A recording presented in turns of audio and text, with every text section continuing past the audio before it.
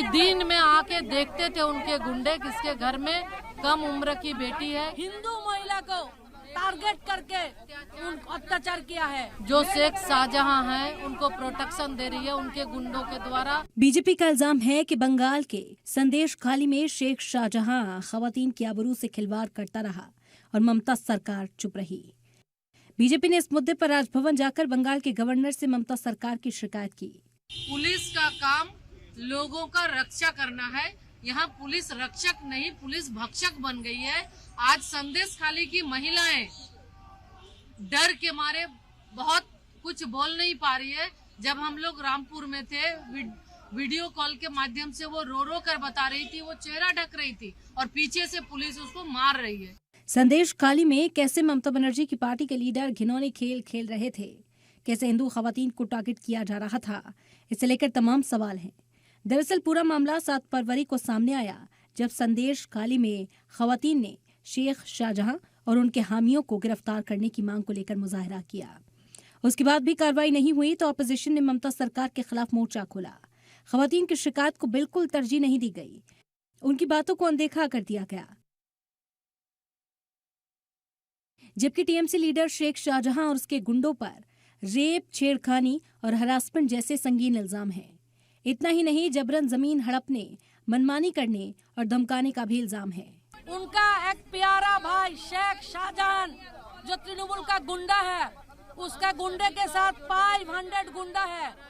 हमारी संदेश खाली क्या जो माता है, बहन है, घर घर के जाके दिखता है कौन सुंदर है, कौन सा एज कब है, उसका उठा उठा के लेके जाके उनको प्रताड़ित करता था, उसका संपत्ति को लूट किया, उस हिंदू महिला को टारगेट करके उनको अत्याचार किया है। बीजेपी इस मुद्दे पर मगरबी बंगाल सरकार पर हमलावर है। सवालों के घेरे में ममता की पुलिस भी है। बड़ा सवाल यह है कि जब खवातीन इल्जाम लगा रही हैं तो एक्शन क्यों नहीं लिया जा रहा। पुलिस पर खवातीन के साथ हो रहे जुल्म के मामले में चुप्पी साधने का इल्जाम है। शेख पर अब तक रेप की शिकायत दर्ज नहीं की गई और खवातीन से मेडिकल रिपोर्ट लाने को कहा गया और उसको रात में मीटिंग के नाम पे बुलाना, उसको जब तक चाहे वो अपने घर पे रखना और उसके बाद वो छोड़ती थी। मैंने ये लगातार इस तरह के अत्याचार हो रहे। आज इन सारे चीजों को वो दबाना चाहती है, ढकना चाहती है कि देश के लोग इसको ना जाने, ममता बनर्जी की सच्चाई को ना जाने कि एक महिला होते हुए महिला के साथ अत्याचार करने के लिए, अनाचार करने के लिए अपने गुंडों को, अपने कार्यकर्ताओं को प्रोवोक कर। ममता सरकार और उनकी पुलिस दोनों ही सवालों के घेरे में है।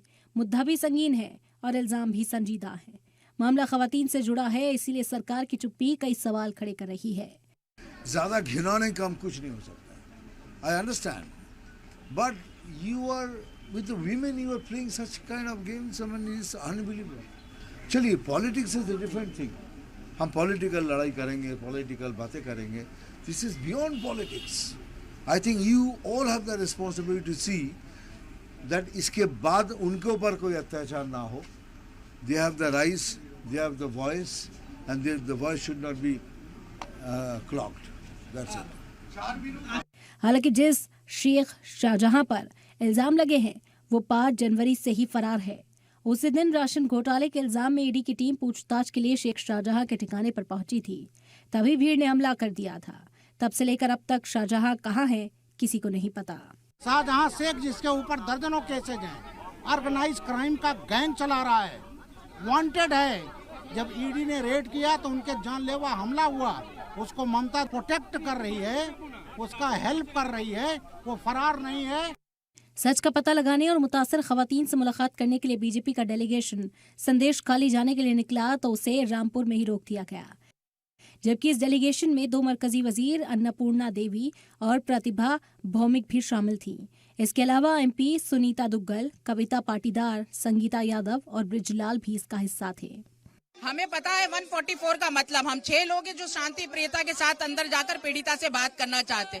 मुझे लगता है कि यहाँ की ममता गवर्नमेंट चिंतित है कि हम वहाँ जाएंगे तो असलियत उनके सामने आ जाएगी, देश की जनता के सामने आ जाएगी, और इसीलिए इन लोगों ने रोका है। धारा 144 उन्होंने लगाया है, 5 लोग उसमें जा सकते हैं, 5 ही लोग हम जाने की बात कर रहे हैं, नियम के आधार पे जा रहे हैं, लेकिन ये गुंडागर्दी तो उधर से हो रही है, हम लोग तो सभ्य तरीके से जा रहे हैं और इन्हीं के प्रोटेक्शन में जाने की बात कर रहे हैं, तभी भी ये लोग मना कर रहे हैं। सरासर गलत है, गुंडागर्दी है। मामला शिकायत के साथ ही सियासत से भी जुड़ गया है। बीजेपी के अलावा कांग्रेस भी इस मुद्दे पर ममता सरकार को घेरने में जुटी है। बंगाल कांग्रेस के सदर अधीर रंजन चौधरी को संदेश खाली जाने से रामपुर में रोका गया, जिसके बाद उन्होंने बीजेपी और टीएमसी दोनों पार्टियों पर हमला बोला। देखिए, राष्ट्रीय शासन मांग तो बहुत लोग कर सकते हैं, लेकिन राष्ट्रीय शासन को जारी करने के लिए हमारे देश की जो सरकार, सत्तारूढ़ सरकार जो है, पार्टी और सरकार, वो कोई कदम नहीं उठाएगी, क्योंकि उनका एक ही मकसद है कि ममता जी के साथ बीजेपी पार्टी की ये सांप्रदायिक ध्रुवीकरण की राजनीति हो, चुनाव में दोनों को फायदा मिले। संदेश खाली पर सियासी संग्राम मचा है, लेकिन मुतासिर खवातीन अभी भी खाली हाथ हैं।